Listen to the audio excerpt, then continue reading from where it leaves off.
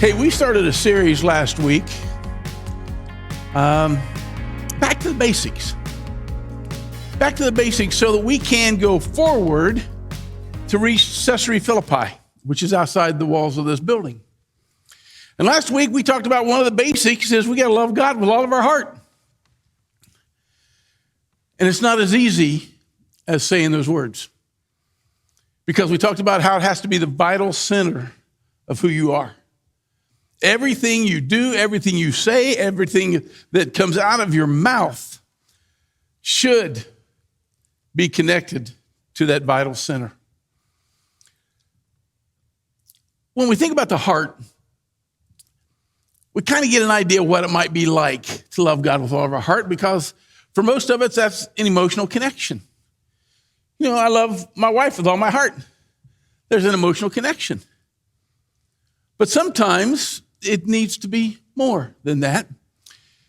And God, in his wisdom, told us there needs to be more than that. And so in Mark chapter 12, verse 30, we find the words, love the Lord your God with all your heart, with all your soul, with all your mind, and with all your strength.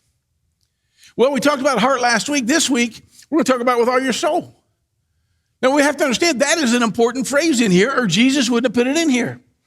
And I think what makes it even more important is it's the second in the list. He doesn't do anything by accident.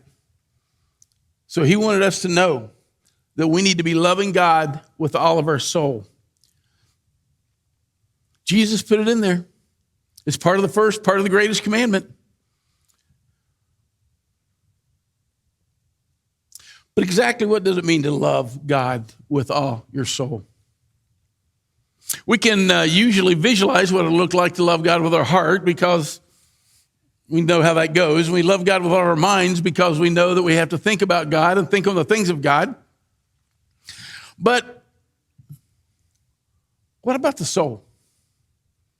What about the soul? This is harder to conceptualize, isn't it? Because most of us don't even know what the soul is. But it's essential to loving God the way that he wants us to. I want to begin by defining what the soul is, and then we're going to see how to love God with the deepest parts of our soul by doing two things. The two things we need to do is express gratitude and receive forgiveness. That's how we love God with all of our soul. So what exactly is it? Well, Merriam-Webster tells us that the soul is the spiritual part of us. It's our deeply felt moral and emotional nature. It is the deepest part of who we are. It's the part of us that searches and yearns for something more than just physical and day-to-day life. The soul is also the most vulnerable part of who we are. I think of it as almost like a childlike part of me. It is a part of me that sincerely longs to love, to believe, and to find purpose. Ecclesiastes describes the spiritual part of us as an eternal and divine sense of purpose, which God has implanted in our hearts. Look at Ecclesiastes 3:11. Go read it out of the Amplified Version. He's made everything beautiful and appropriate in his time. He's also planted eternity, a sense of divine purpose in the human heart, a mysterious longing which nothing under the sun can satisfy except God. You have heard come from my lips the idea that we all have a God-shaped void in our life. This is it. This is a God-shaped void we're talking about. It's in the soul. Only God can satisfy that part of us. And it's important because if we want to be secure and strong, then we need to learn to recognize when our soul is unsatisfied. I've experienced the empty feeling of a dissatisfied soul many times in my life, some before Jesus and some after. The emptiness of, I got to tell you, the emptiness of my soul early on in my life is what prompted me to search for that deep, meaningful relationship with God in the first place. I remember being at the top of my game as a basketball player and as a baseball player at Kentucky Christian College, and yet still there was a deep emptiness in my soul. And no amount of pleasure, no amount of attention or success could fill that void. But more recently, I felt this during the pandemic. I couldn't do anything but lay in bed. When our souls are dissatisfied, we start to feel like nothing is good enough. We become dissatisfied with our marriage, with our job, with our home, with our schedules. And we start to crave more and more, looking for ways to feel satisfied. This craving of more is actually a sign that our souls need God. But often we confuse a signal for something else. The feeling of emptiness is a red flag that our souls need God, but what we often do is instead of turning to God to fill the emptiness inside us, we try to do it with more things,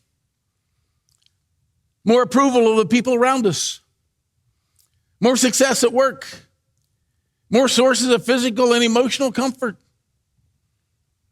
And yet it never happens. It never fulfills that longing that we have.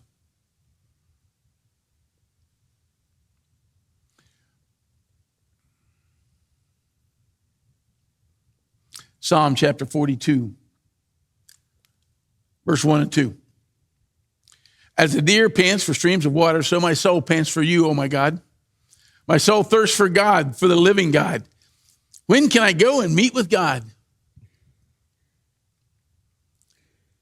Our souls thirst for God. Whether we consciously recognize that or not, it is a part of who we are. Our soul doesn't thirst for more vacations or more things or a new job or house, a significant other. It doesn't. None of that.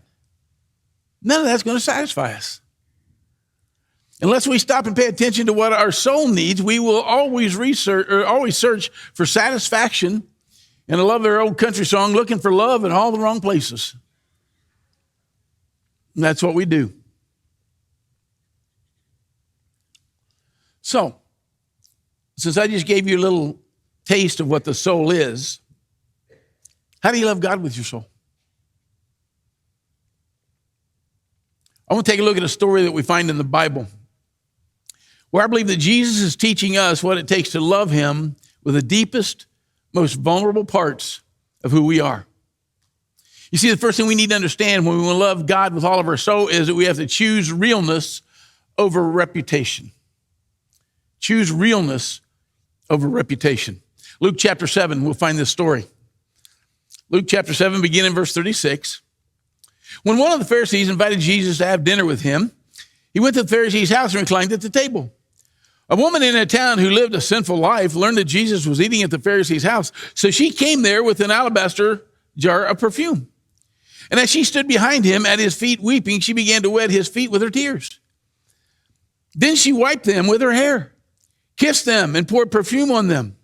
And when the Pharisee who had invited him saw this, he said to himself, if this man were a prophet, he would know who is touching him and what kind of a woman she is. That being a sinner. See, this story right here introduces us to two very different people. And we can learn a lot about loving God with all of our heart, with all of our soul, from their relationship with Jesus. First, we meet a Pharisee. We later learn that his name is Simon. The Pharisees in that day, in Jesus' day, were well known because they were experts in the law. And many of them were small landowners or traders. And so knowing this, we can extrapolate a few things. He was probably a pretty well-respected man in the community. He probably had a good, clean reputation because the Pharisees held strictly to religious traditions. And he must have had a pretty nice home because he invited Jesus and his friends to come and have dinner.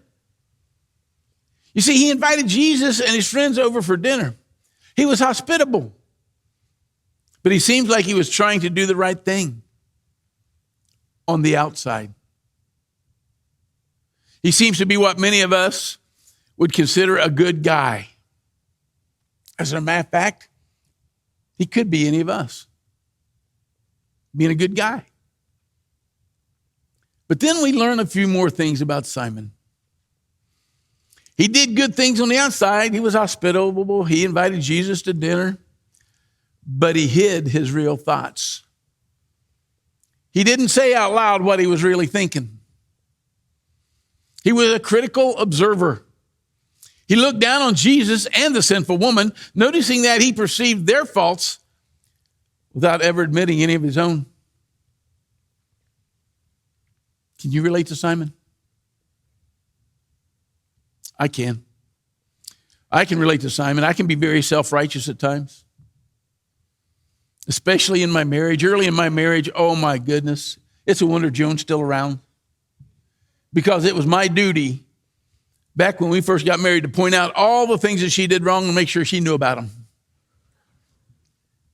And I'm still alive to tell about it.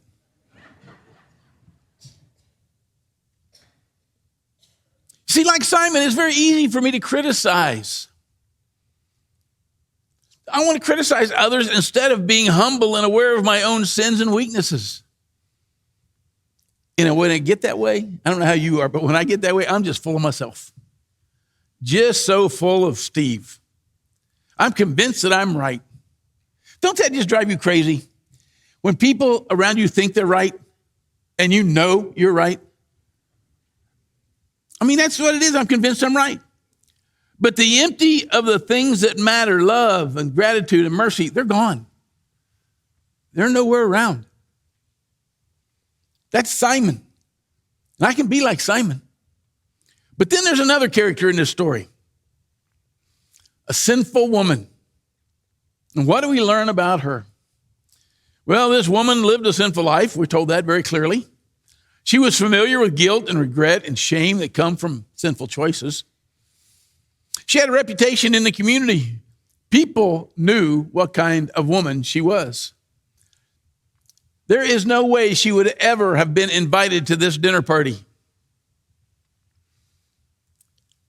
because everybody looked down on her. And they looked down on her choices. She must have been familiar with being judged and criticized and rejected. I think every one of us sitting here today can relate to that too, can't we? All those different feelings. Many times in my life, I have felt the pain of regret, the fear of being judged, the shameful consequences of making bad choices or decisions. I truly believe this woman, full of guilt and shame and a bad reputation, she gives us a picture of what it looks like to love God with all your soul. See, the religious Pharisees, an expert in the religious law, he doesn't teach us how to love God, but the sinful woman does. She gave Jesus everything. She gave Jesus the deepest parts of herself. There's a few lessons I want us to hear this morning from this woman who loved Jesus with everything she was. The first thing we're going to hear is she cared more about God than what other people thought. Woo! How's that sit with you this morning? Do you care more about what God thinks than what others think? That's where we should be. You see, this woman had a bad reputation, and yet she shows up to this party that she wasn't even invited to. That alone would take monumental boldness. She would have been kicked out. She'd been humiliated. She would have to face the critical stares of many self-righteous people. But she shows up anyway because she don't care what they're thinking. And not only did she show up, she went out of her way to lovingly express her gratitude for Jesus, her gratitude for his forgiveness. It meant so much to her that the concern of other people's opinions just kind of flew right out the window. She cared more about God than what other people thought. Here's the second lesson. She was vulnerable and unguarded. I'll just tell you right now, that's scary. That is scary. To be vulnerable and unguarded. You see, she stood right behind Jesus and she cried. She didn't hide in the crowd to watch him from a distance. She just let down. She let down with Jesus, crying tears. Probably they were filled with some pain and sorrow and regret. But those tears probably also had hope and relief and gratitude because of the forgiveness of Jesus. You see, by definition, the soul is deep and emotional. And if we're not willing to be vulnerably open to our hearts, we cannot love God with all of our soul. Vulnerable and unguarded. Third, she sacrificed. She sacrificed. She brought a special jar of perfume to Jesus. This perfume was costly. Now, I'm going to tell you, I have, in times past, have tried to buy my wife perfume. That was a mistake. Because she don't want the stuff that I'll buy. She wants the stuff that's got numbers that, well, beyond me. And that's what it was with her. She had this perfume that was very costly, probably a year's wage that she had. And so loving God with all of her soul means recognizing that there is nothing more valuable than our relationship with God and being willing to give him everything we have. Just a quick review of this past week. What'd you give God? What'd you sacrifice? Did you give God anything this past week? Not only she sacrificed, though, she was humble. She was humble. It had to take great humility for this woman to wipe Jesus' feet with her hair and tears in front of so many other people who are going to criticize her. She wasn't vying for position or praise at the party. Instead, she went there to serve Jesus, carrying out a humbling task with great willingness and eagerness. This was a way for her to admit her great need for Jesus, as well as her gratitude for him. Do we really understand what Jesus has done for us? Do we truly understand what Jesus has done for us? So many times we put it in this nice little globe, this snow globe, and we shake it up and we say all these, this, and that. No. In your life, in my life, do I really know what Jesus has done for me in the forgiveness of my sin? I don't think we do sometimes. I think we kind of just let it fly by. But she was very humble, and she was also self-aware. Self-aware. This woman knew herself and how much sin she had. She had so much sin, she didn't have room to look down on anybody else, did she? She wasn't spending time criticizing or judging other people. She was just genuinely grateful for Jesus. Boy, that's a big lesson for me. Just be grateful for Jesus. Be grateful for the forgiveness that he has given me, and to help you see the same in your life.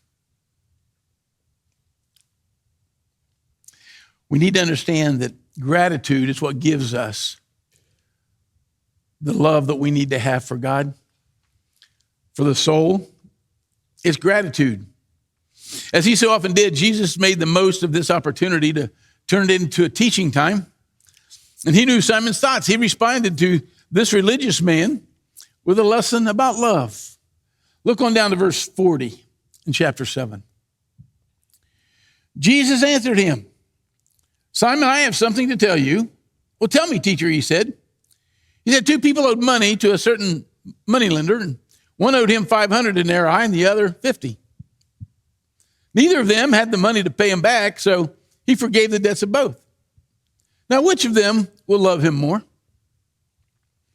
Simon replied, well, I suppose the one who had the bigger debt forgiven. You have judged correctly, Jesus said. Then he turned toward the woman and he said to Simon, do you see this woman? I came into your house. You did not give me any water for my feet, but she wet my feet with her tears and wiped them with her hair. You did not give me a kiss, but this woman, from the time I have entered, has not stopped kissing my feet. You did not put oil on my head, but she was poured perfume on my feet. Therefore, I tell you, her many sins have been forgiven, as her great love has shown. But whoever has been forgiven little loves little. I think so many times in our lives, folks, we try to minimize our sin. Therefore, we don't realize the great forgiveness that we've received. I'm not that bad. I'm not as bad as they are. But Jesus used this illustration to teach Simon and us what it takes to love him with the deepest, most vulnerable part of ourselves. In the story, Jesus told the guy who had the most debt forgiven was the most grateful and loving. If we understand truly the debt that we have and the forgiveness that we've been given for that debt to be relieved, then we understand how much we need to be loving God. But so many times we don't. This sinful woman, she gave her all because she was so incredibly grateful for his forgiveness. Gratitude, that's the key to loving God with all your soul. The Bible tells us that we love God because he first loved us. And we cannot love God with our soul if we have lost our gratitude for him and all that he has done for us. Let me just share with you just a few thoughts about it, how you can lose that gratitude. Complaining. Ooh, nobody does that in here, do we? We never complain. Complaining focuses our minds on everything we don't have and everything that seems to be going wrong in our lives and makes us forget about all the things that are going right. It's important to express our feelings to God, including our discontentment about areas of our lives that we don't like. But if that's all we do, or primarily what we do, our love for God's going to suffer. How about comparing? Woo!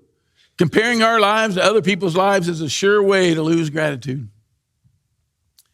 Everyone's life is unique.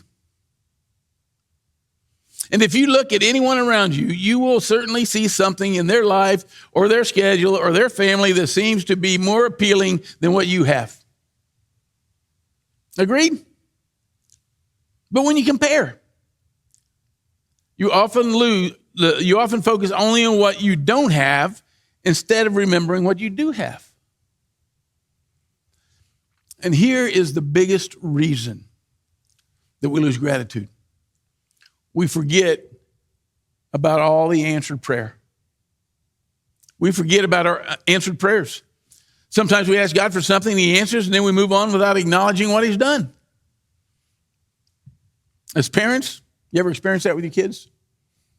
You give them something, you expect a thank you, and before the thank you comes out of their mouth, they're back outside running around. Just the way it is. We need to stop and remember what God has done.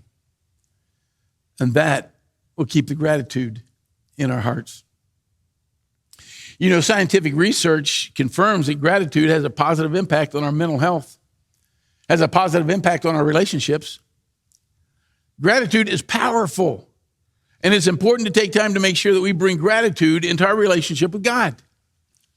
If you feel that you have lost your love for God, know this: gratitude can bring that love and feeling back again.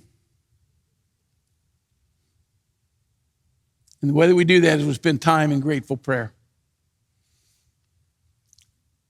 When's the last time you spent time in prayer with God and never asked him for anything, but just thanked him for all the things that he has done? Just thank him. And start out by thanking him for the forgiveness that he has offered, that you have.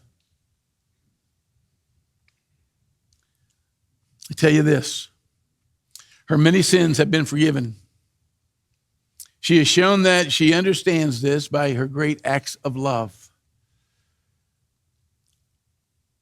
But if you feel that you've only been forgiven little, you will only love God little. We have to understand the gratitude that we need for the forgiveness we received. We can't love God with all of our souls without recognizing and understanding how much we have been forgiven. And we can't recognize how much we've been forgiven without recognizing our sin. I'm going to tell you how it is for most of us, all right? I want to prove to you, and I want to prove to myself, that I'm not that sinful. Ever think like that? I want to make sure you don't see that part of me. I don't want you to know how sinful I am. I got a really good mask that I put on outside the doors when I come to church. Right? Because you see, we don't want people to see our sin because we're concerned about our Christian reputation. But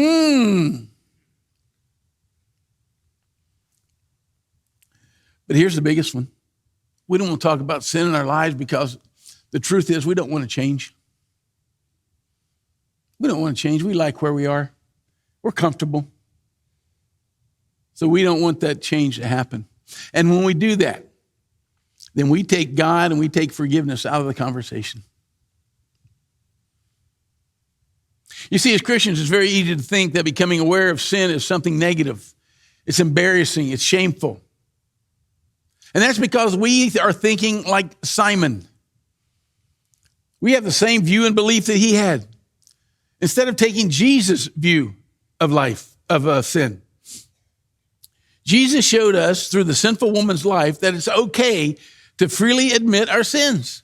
Because when we do, we will find freedom, forgiveness, and we will find that deeper love with God. Admitting our sin is not bad. It's not negative.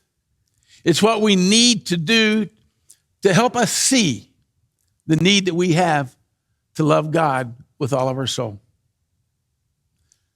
Without a deep understanding of God's forgiveness, we cannot love God deeply.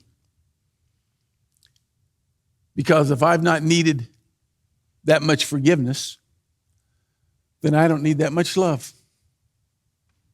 Think about that for a moment.